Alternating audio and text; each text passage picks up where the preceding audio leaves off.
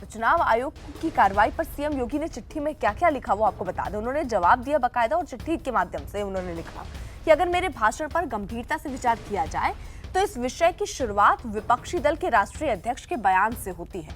कहने को तो वो अपने को धर्मनिरपेक्ष कहती है, लेकिन क्या मजहब के आधार पर मुसलमानों का वोट मांगना धर्मनिरपेक्षता है? मैंने अपने संबोधन में इसी छद्म धर्मनिरपेक्षता को उजागर किया। बजरंगबली में मेरी अटूट आस्था है और किसी को बुरा लगे या नासमझी में कोई इससे अपने को असुरक्षित महसूस करता है तो इस डर से मैं इस आस्था को नहीं छोड़ सकता। बजरंगबली मेरे आराध्य हैं। समाजवादी पार्टी ने सीएम योगी पर लगाई गई रोक को ऐतिहासिक बताते हुए चुनाव आयोग के फैसले का स्वागत किया।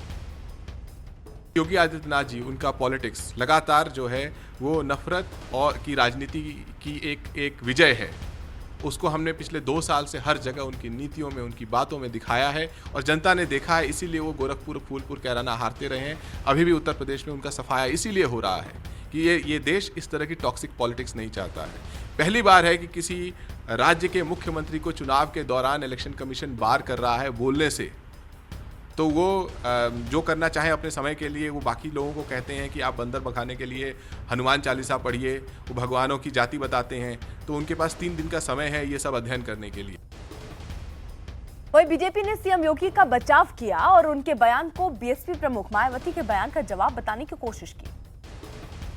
मायावती जी ने देवबंद के अंदर, क्योंकि वहां पे उनको समझ आया था हार रहे हैं चुनाव, एक पोलराइजेशन, पॉलिटिकल पोलराइजेशन की उन्होंने बात करी थी और उसलिए उन्होंने अपील करी है। उसका पॉलिटिकल पोलराइजेशन जो करना चाहते थे उसको रिवर्स पोलराइजेशन भी होता है। उस संदर्भ में योगी जी ने वो जवाब दिया। उनके भाव यह थे।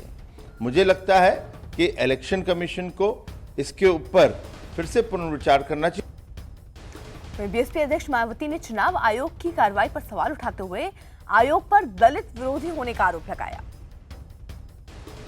जो असली अपराधी है, जिसने चुनाव आचार संहिता का उल्लंघन किया है, उसके विरुद्ध अर्थात पीएम श्री नरेंद्र मोदी के विरुद्ध अभी तक भी मुख्य चुनाव आयोग की इनको नोटिस जारी करने की हिम्मत नहीं हो पा रही है।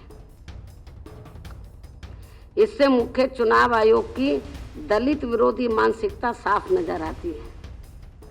बीएसपी नेता सुदींद्र भदौरिया ने भी पार्टी प्रमुख मायावती के सुर में सुर मिलाते हुए चुनाव आयोग के फैसले को दलित विरोधी करार दे दिया। देखिए, चुनाव आयोग ने बहन मायावती जी को सेलेक्टिवली टारगेट किया है और मैं ये कहना चाहूँगा, बहन मायावती जी दलित की बेटी हैं और इस देश की सबसे पॉपुलर दलित आइकॉन है। उनको अगर ये फैसला लेना था, कार्रवाई करनी थी, तो उनको अमित शाह जी पर और मोदी जी पे करनी चाहिए, जो आए दिन जाकर बालाकोट और हमारे शहीदों के नाम पर वोट मांगते हैं। इनके मन में एक दलित विरोधी भावनाएं भी हैं। रेलवे की टिकटों पर पीएम मोदी की तस्वीर होने के मामले में चुनाव आयोग ने बड़ी कार्रवाई की है। आयोग ने इसे चुनाव आचार संहिता को उल्लंघन मानते हुए उत्तर प्रदेश के बाराबंकी रेलवे स्टेशन पर तैनात मुख्य आरक्षण प्रबंधक समेत 4 कर्मचारियों को निलंबित किया। मोदी की तस्वीर वाले टिकट बेचे जाने के बाद चुनाव आयोग ने जिला प्रशासन से इस मामले में रिपोर्ट तलब की। वहीं इस मामले की शिकायत के लिए चुनाव आयोग का एक प्रतिनिधिमंडल आज शाम 5 बजे चुनाव आयोग से मुलाकात करेगा।